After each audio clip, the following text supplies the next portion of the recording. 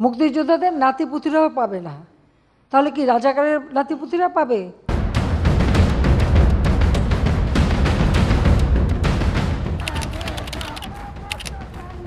সরকারি চাকরিতে কোটা ব্যবস্থা বাতিলের দাবিতে ২০২৪ সালের ১৪ জুলাই রোববার দুপুর ১২টার দিকে রাজধানীর বিভিন্ন কলেজ ও বিশ্ববিদ্যালয়ের শিক্ষার্থীরা ঢাকা বিশ্ববিদ্যালয় থেকে পদযাত্রা শুরু করেন। বিভিন্ন পয়েন্টে পুলিশি ব্যারিকেড উপেক্ষা করে তারা বঙ্গভবন যান। দুপুর ২:৩০টার দিকে ১২ সদস্যের প্রতিনিধি দল বঙ্গভবনে রাষ্ট্রপতির সামরিক সচিবের কাছে স্মারকলিপি জমা দেন। স্মারকলিপিতে শিক্ষার্থীরা উল্লেখ করেন, সরকারি চাকরিতে সব গ্রেডে অযৌক্তিক ও বৈষম্যমূলক কোটা বাতিল করে অনগ্রসর গোষ্ঠী ও বিশেষ চাহিদা সম্পন্নের জন্য কোটাকে ন্যায্যতার ভিত্তিতে ন্যূনতম পর্যায়ে সর্বোচ্চ ৫% রেখে সংসদে আইন পাশ করে কোটা পদ্ধতিকে সংস্কার করতে হবে।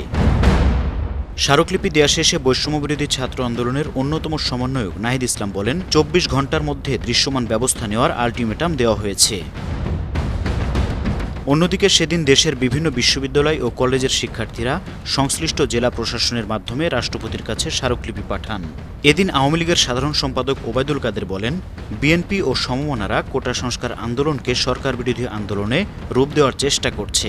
রাজনৈতিক আন্দোলনে ব্যর্থ এ অশুভ শক্তি কোটা আন্দোলনের উপর করেছিল। তৎকালীন স্বরাষ্ট্রমন্ত্রী আসাদুজ্জামান খান কামাল বলেন, কোটা আন্দোলনে উস্কানিদাতা রয়েছে। এদিকে ১৪ জুলাই বিকেলে গণভবনের সংবাদ সম্মেলনে তৎকালীন প্রধানমন্ত্রী শেখ হাসিনা বলেন, কোটা বিষয়ে আমার কিছুই করার নেই, সমাধান হবে আদালতে। সংবাদ সম্মেলনে কোটা নিয়ে এক সাংবাদিকের প্রশ্নের জবাবে শেখ হাসিনা বলেন, মুক্তিযোদ্ধাদের নাতিপুতিরা পাবে না, তাহলে কি রাজাকারের নাতিপুতিরা চাকরি পাবে? মুক্তিযোদ্ধাদের নাতিপুতিরাও পাবে না, তাহলে কি রাজাকারের নাতিপুতিরা পাবে? সেটা আমার প্রশ্ন, দেশবাসীর কাছেও প্রশ্ন, যে রাজাকারের নাতিপুতিরা সব কিছু পাবে, মুক্তিযোদ্ধারা পাবে না। প্রধানমন্ত্রীর এমন বক্তব্যের প্রতিবাদে মধ্যরাতে ঢাকা বিশ্ববিদ্যালয়ের বিভিন্ন হল থেকে মিছিল নিয়ে টিএসসিতে জড়ো হন বিশ্ববিদ্যালয়ের ছাত্রছাত্রীরা। কিছু হলে শিক্ষার্থীদের বাধা দেওয়ার চেষ্টা করে ব্যর্থ হয় ছাত্রলীগ নেতাকর্মীরা। পরে সমবেত শিক্ষার্থীরা চেয়েছিলাম অধিকার, হয়ে গেলাম রাজাকার, তুমি কে আমি কে, রাজাকার রাজাকার, কোটা না মেধা, মেধা মেধা সহ বিভিন্ন স্লোগানে ক্যাম্পাস মুখরিত করে রাখেন তারা।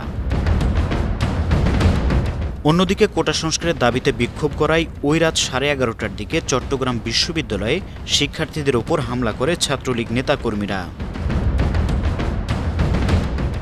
News desk, 52 TV.